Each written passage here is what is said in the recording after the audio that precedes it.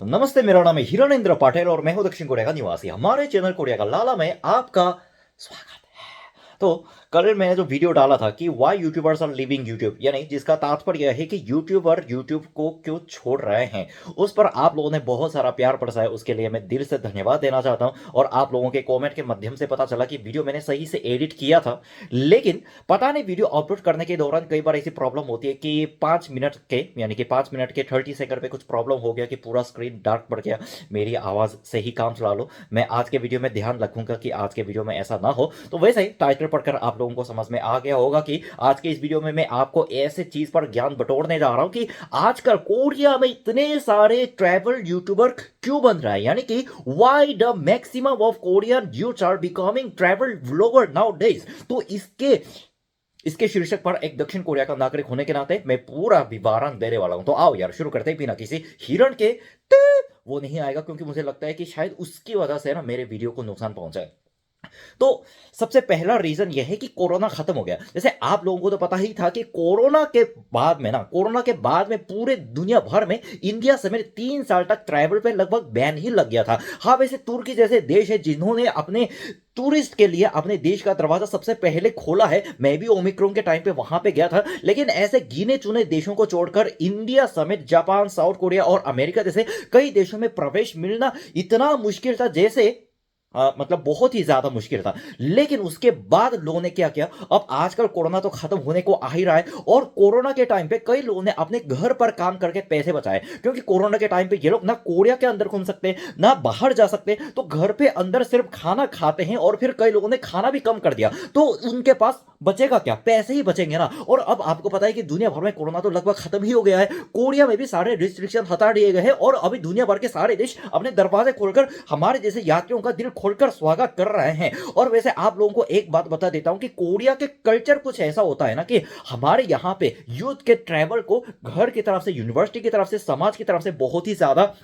बढ़ावा दिया जाता है। यानी कि एक बच्चा अपने वेकेशन पर बाहर ना जाकर, यानी कि हर जैसे कोई बाहर जाता है, बाहर ना जाकर अपने घर पे पढ़ा रहा है, तो उसके मम्मी पापा उसको खुद निकम्मा कहेंगे। यानी कि घर पे अगर तुमको निकम्मा सुनने से बचना है तो तुमको एटलीस्ट एक बार बाहर जाना चाहिए। और फिर ऐसी सोच कोरियन लोगों की ज्यादातर माइंडसेट थिंकिंग है। और दूसरा रीजन है, वैसे कोरोना खत्म हो गया है, इस बात को कौन नहीं जानता, इस बात को हर कोई जानता है। लेकिन दूसरा जो सबसे बड़ा रीजन है, जो आजकल के खास करके युवाओं को इतने दिन तक, यानी कि लगभग 1-2 साल तक बाहर घूमने के लिए मजबूर कर देते हैं, प्रोत्साहित करते हैं, उसका रीजन यह है कि अब कोरिया में पेंशन का पैसा खत्म हो रहा है। यह बात मैं नहीं, कोरिया के नागरिक नहीं, बल्कि हमारे कोरिया सरकार, कोरिया के मंत्रालय खुद जाकर खुद ढिंडोरा पीट कर कह रहे हैं कि अगर इस तरह से चलता रहा तो हमारे जो पेंशन के पैसे होते हैं ना, जो कि हमारे रिटायरमेंट के बाद हमें मिलता है, वो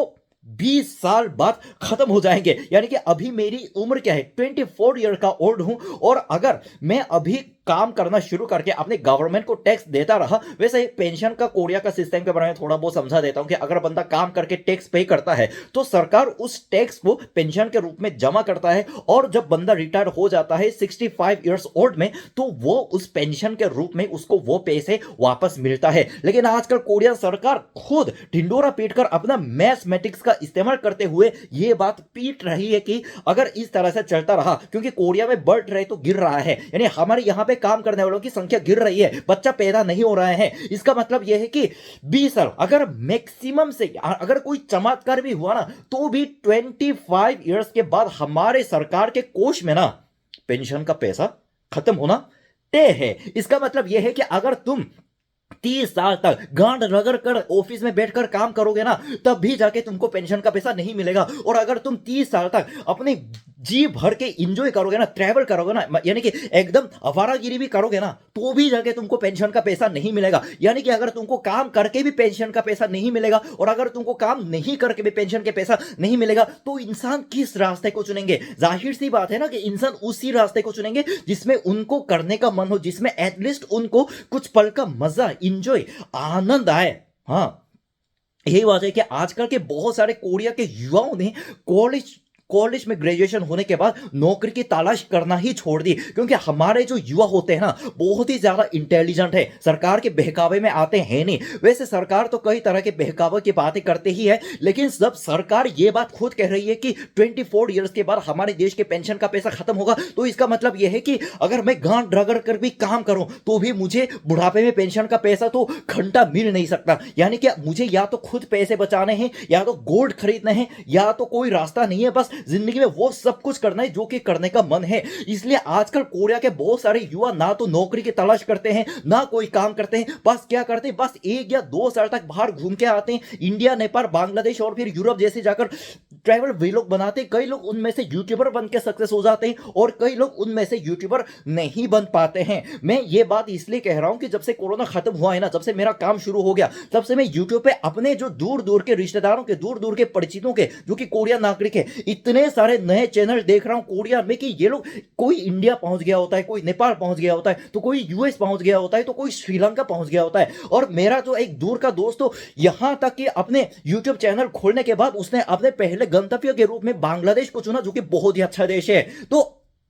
यहां तक सुनने के बाद आप लोगों के मन में यह सोच आ रही होगी कि अगर पेंशन के पैसे खत्म होना तय है तो क्या लोगों को और कमर कसकर काम नहीं करना चाहिए? तो भाई उनके लिए मैं जवाब दे देता हूं कि कोरिया में कमर कस के काम करने की परिभाषा तो अब लगभग खत्म हो चुकी है, क्योंकि 20 साल पहले आदर्श जीवन की परिभाषा अलग थी और आज 20 साल बीतने के पश्चात कोरिया के समाज में आदर्श जीवन की परिभाषा पूरी तरह से भिन्न हो चुकी है। पहले जब लोगों के पास इंस्टाग्राम, फेसबुक, यूट्यूब जैसे एसएनएस नहीं थे, तो आपको याद होगा कि हमारे पापा के उम्र के लोग एक ही कंपनी में, चाहे वो सरकारी हो प्राइवेट, एक ही कंपनी में बैठकर एटलीस्ट 20 साल तक, 30 साल तक एक ही कंपनी में काम कर लेते हैं और फिर 30 साल के काम करने के पश्चात वो लोग रिटायरमेंट हो जाते हैं और फिर रिटायरमेंट के बाद सरकार की तरफ से या तो फिर किसी और की तरफ से उनको पेंशन का पैसा मिल जाता है। पहले के जमाने में इसको आदर्श जीवन कहलाता था, लेकिन आपको पता है ना कि 2 साल में, कोरिया में एक कहावत है, 2 साल में पर्वत बदल जाते हैं, लेकिन अब तो 20 साल ही बीत गए। तो 20 साल में आदर्श जीवन की परिभाषा इतनी चेंज हो चुकी है कि पहले जैसे परमानेंट नौकरी मिलना बहुत आसान था। हाँ, कुछ लोगों के लिए बहुत आसान नहीं रहा होगा, लेकिन कोरिया के, मेरे पापा की उम्र के हर बंदे कहते हैं कि उनके जमाने में परमानेंट जॉब मिलना बहुत आसान था और अगर एक बंदा किसी कंपनी के अंदर जाता है तो कंपनी भी उसके लाइफ टाइम तक, यानी 20-30 साल तक एटलीस्ट उस कर्मचारी का ख्याल रखता ही था और कर्मचारी भी कंपनी के प्रति अपनी वफादारी दिखाता था, क्योंकि तब का कल्चर अलग था। लेकिन आपको पता है ना कि आजकल के कंपनी को क्या चाहिए, सिर्फ 1 महीने 2 महीने कुत्तों की तरह काम करवाने के बाद उनको कोई, जिस बंदे को लात मार के निकाल दिया जा सके कम पैसों में, ऐसा बंदा चाहिए। और ऐसे माहौल में ना जाहिर सी बात है कि एक कर्मचारी के कंपनी के प्रति वफादारी तो बन ही नहीं सकती। तो ऐसे समय में कोरिया के बहुत सारे युवाओं ने यहां तक कि नौकरी की तलाश करना ही छोड़ दी, क्योंकि वैसे भी अगर मुझे नौकरी करना ही है तो नौकरी करने के बाद जब मुझे पेंशन का पैसा नहीं मिलेगा, इसका रास्ता इतना स्पष्ट नजर आ रहा है, तो लोग क्यों कंपनी में 20 साल काम करके अपनी जवानी को बर्बाद करेंगे? यही रीजन है कि आजकल बहुत सारे कोरियन लोग अपनी नौकरी छोड़कर, यहां तक कि कई लोग नौकरी की तलाश भी ना करके बहुत सारे विदेश घूमने जा रहे हैं और विदेश घूमकर ट्रैवल व्लॉग बना रहे हैं। तो बस यार, आज के वीडियो में इतना है। मैं उम्मीद करता हूं आपको इस वीडियो के माध्यम से कुछ ज्ञान तो मिल गया होगा। मैं वापस आऊंगा और मजेदार वीडियो के साथ। तब तक क्या करना है, सावधान रहना है, सुरक्षित रहना है। जय श्री राम, जय हिंद और जय शाहिद भगत सिंह एंड जय साउथ कोरिया।